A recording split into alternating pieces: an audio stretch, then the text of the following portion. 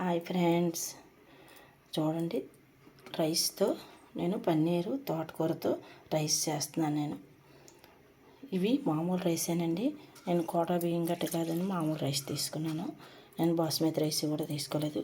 పన్నీర్ అండి, 1 స్పూను అల్లం వెల్లుల్లి పేస్టు, 1 టమాటా, 2 పచ్చిమిరపకాయలు, ఉల్లిపాయలండి 2 3 తీసుకోవాలి. చిన్న సైజు ఉల్లిపాయలండి. ఈ క్యారెట్ ముక్కలు, తాలింపు దినుసులండి. చూడండి, దాల్చిన చెక్క 2 మొగ్గలు, యాలక్కాయ, లవంగాలు 4, ఓ పువ్వు అండి. నేను బటర్ వేసి చేస్తున్నానండి. స్టవ్ వెలిగించి ఆయిల్ పెట్టుకున్నాను. నేను స్టవ్ వెలిగించాను. చూడండి, బటర్ వేసాను.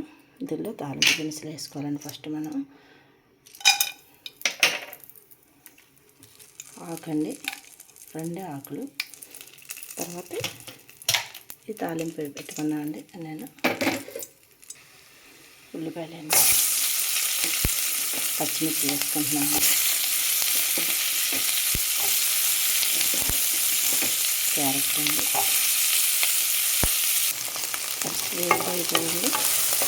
అలా వేగాయి.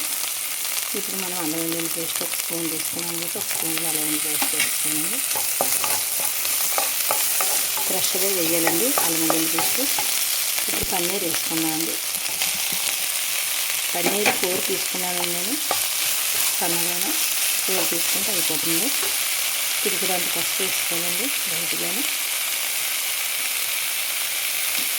దీనిలోకి 1 స్పూన్ సాల్ట్ అండి, తగినంత. అది వేసుకోవాలండి బాగా. ఫ్రెండ్స్, బాగా వేగిపోయి తోటకూర వేసుకున్నామండి. మనం 1 కట్ట తోటకూర తీసుకున్నానండి రైస్లోకి. ఫ్రెండ్స్, తోటకూర రైస్లోకి అన్ని దగ్గరికి వేగిపోయి ఇప్పుడు రైస్ వేసేద్దామండి. మనం 2 కప్పులు రైస్ అండి.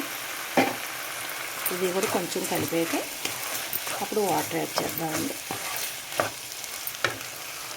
దగ్గరికి వేగిపోయిందని చూడండి. రైస్ వేసాక తోటకూరది. ఇప్పుడు వాటర్ వేసుకున్నాం. 2 గ్లాసులకి 4 గ్లాసులు వాటర్ అండి. నేను 2 కప్పులు బియ్యం వేసాను కాబట్టి 4 కప్పులు వాటర్ వేసుకుంటున్నాను. మూత పెట్టుకుందామండి.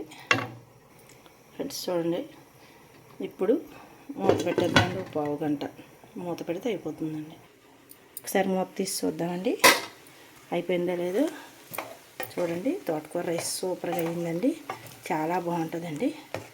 గిన్నెలోకి తీసుకుందామండి ఒకసారి. ఫ్రెండ్స్, తోటకూర పన్నీర్ రైస్ రెడీ అయిపోయిందండి.